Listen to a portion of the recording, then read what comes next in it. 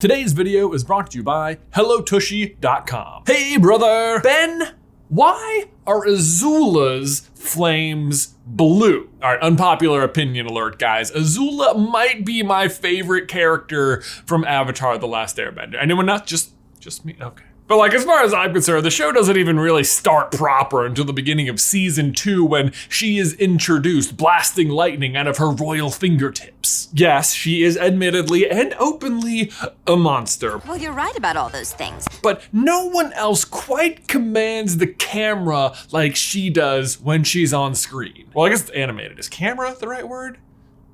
Pencil? Yeah, I'm sticking with that. Pencil. She commands the pencil, but whatever the word is, I'm sure it is afraid that she is going to kill it if it doesn't do exactly what she says. Maybe you should worry less about the Tides, who've already made up their mind about killing you, and worry more about me, who's still mulling it over. What I mean is, when Azula is on screen, the stakes are high no matter what. Like, it does not matter who she is interacting with. Be it her actual enemies, her soldiers, or her best friends, Azula always feels dangerous, and you never know who around her is going to fall next. I mean, God forbid you ever play a friendly game of beach volleyball with her. Just kidding. Everyone knows beach volleyball is a cutthroat sport where you play for keeps. You know what you're getting into when you step onto that court. Sand. Azula is just menacing in many ways, but the thing that always drove home how dangerous she was to me, even more than her lightning, was her signature blue fire. And today we get to the bottom of why it's blue. Hey, brother!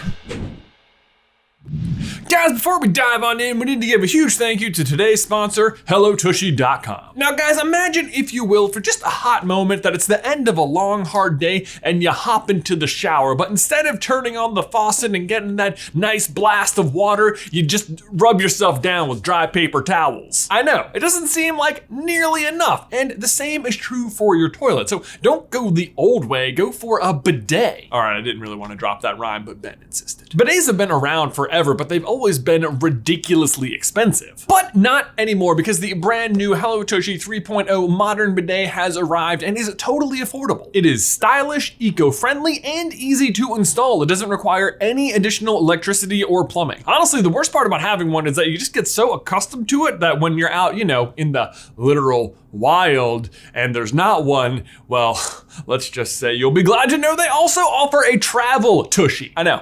It's incredible. Our viewers can get 10% off plus free shipping when you go to HelloTushy.com/super. Again, that is 10% off plus free shipping when you go to HelloTushy.com/super. One more time for safety, HelloTushy.com/super, 10% off plus free shipping. Link is in the description down below. All right, lightning and blue fire. These are the two aspects of Azula's firebending that immediately let you, the audience, know that Azula is a step above every other firebender and a true powerhouse. But it turns out the lightning is not as unique as you might think. Like, yes, she is the first character we see do it, but she's certainly not the last. Her father is also pretty zap happy, and Iroh actually gives us a full breakdown about how lightning bending works when he tries to teach Zuko. Lightning bending is all about separating positive energy and negative energy and then slamming them back together and providing a guiding hand for it to flow.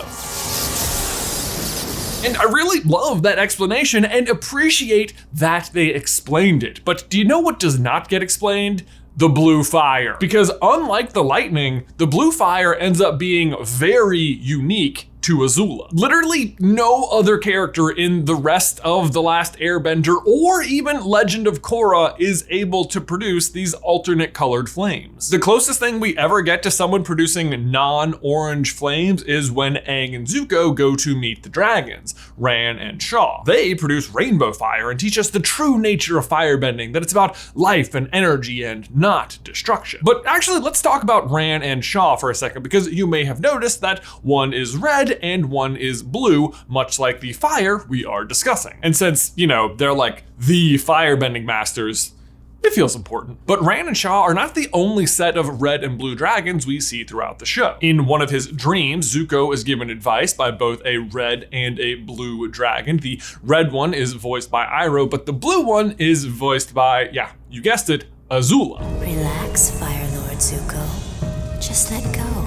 Avatar Roku and Fire Lord Sozin each also have a dragon, again, red and blue. And in both of those scenarios, you probably noticed that it's the bad guy who has the blue dragon. I mean, Azula's literally voicing the blue dragon. And so you might just think that's it. Blue dragon equals bad guy equals blue fire. And while I do think that's part of it, and like the narrative symbolism certainly does add up there, but I don't think it fully explains Azula's fire. Because there are plenty of other bad firebenders who do not have blue fire, like most notably her father, who I would argue is even way more evil than Azula, and that's saying something. But so then what? Is it just because her fire is hotter? Is it because she's just more powerful? Well, I do think her fire is hotter, and we'll come back to that, but I do not think it is a matter of power. Because while Azula is possibly the most effective user of firebending, she is by no means the most powerful in terms of just raw power. Ahead of her would, again, probably be her father and possibly Iroh, and let's not forget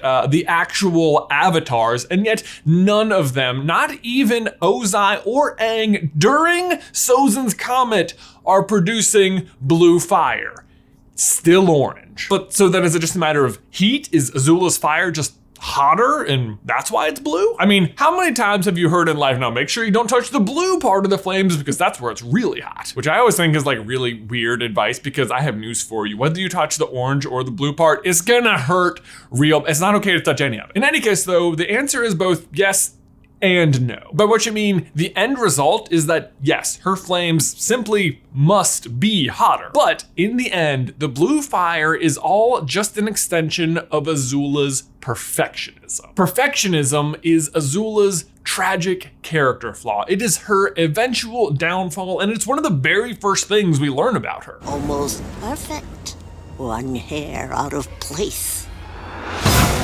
Almost isn't good enough. Almost isn't good enough. That's what it says on the napkins at the club. That exact scene is harkened back to in the series finale when Azula finally has her total breakdown, and the final straw is that single hair out of place. All right, hair. It's time to face your doom. Let me just read you some common traits of the perfectionist, and let me know if any of these sound like Azula. All or nothing thinking, being highly critical, being pushed by fear, having unrealistic standards, being focused on results, being depressed by unmet goals, having a fear of failure, being very defensive, procrastination, and low self-esteem. Now, I agree, low self-esteem, defensiveness, and being depressed by unmet goals doesn't exactly sound like Azula, but that's because it sounds exactly like Zuko. I'm angry at myself!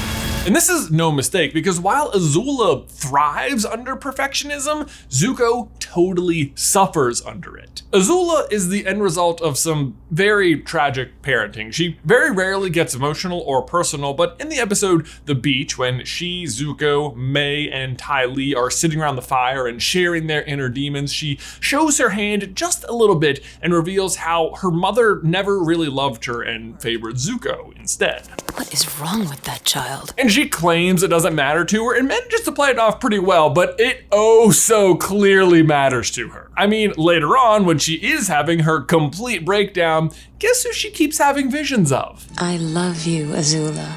I do. But failing to receive the love from her mother, who loved Zuko so unconditionally and who gets banished before any sort of amends can be made, Azula is left to seek approval and love from her father. Unfortunately for her, her father is Ozai, who I'm sure I don't have to tell you is a really bad parent and who only ever offers conditional love, and that condition is perfection. That being said though, Azula is his star child. She is, against all odds, able to rise up to the unbearably high standards he sets. I mean, she conquers Ba Sing Se, she kills the Avatar, and he even makes her Fire Lord. But despite the desired results, Azula suffers a terrible cost for having been raised that way and eventually the bill comes due. Despite getting what she wants, her eventual fear of failure starts to get the better of her, and she becomes more and more manic about even the most minute thing being out of place until she is totally driven off the edge. So please, tell me why on the most important day of my life you've decided to leave a pit in my cherry? And at this point, I'm sure you're saying, yeah, okay, we get it. She's a perfectionist. What does that have to do with her fire being blue? Well, it all comes down to science. As it were though, I am not very well versed on the physics of fire, so I reached out to Hank Green, who is the host of SciShow and Crash Course here on YouTube, and he was able to provide me with a layman's term explanation. Blue fires are hotter fires that result in more complete combustion and less soot. That can be accomplished with simpler, cleaner fuels and better mixing of the oxygen and the fuel. And the orange part of fire are signs of incomplete combustion, basically glowing unreacted carbon particles that might react to form complex carbon chains of soot. Blue flames are glowing carbon dioxide, which is the desired final product of combustion. Okay, I said layman's terms at the beginning of that, but I'm gonna break it down to be even simpler. Blue fire is better, cleaner, hotter. It's what you're going for. Actually, if you're really interested, Hank sent me a much more in-depth explanation. You can pause your screen right now and read the whole thing if you want to, because it was pretty fascinating, but otherwise just keep watching. And thanks, Hank. But what it all comes down to is this. Azula's fire is blue, not because it's more powerful, but because it's literally more perfect fire. It means that Azula is literally better at bending fire than any character in the history of the show. The blue fire is a visual representation of Azula's perfectionism, and the science behind it represents the psychology of her downfall. I mean, her whole life is built around trying to be the perfect daughter to her father and win his approval. So of course, her firebending is no exception. The tragedy is though that in the end, it doesn't matter how much approval she gets from anyone, because no matter what, she'll never be good enough for herself. But there you go, guys. That is why Azula's fire is blue. And Ben, my question for you and everyone else is, who is your favorite villain from the Avatar series? You can't say Zuko because he ends up as a good guy, so don't just let me know in the towel section down below. Special thanks again to Hank for offering his expertise. Don't forget to leave a like on this video if you haven't already, and subscribe so you don't miss any future Avatar action from us. If you want to see why lightning bending becomes so common in Legend of Korra, you can check out this video right here. But Ben, until next time, I will see you in another life, brother.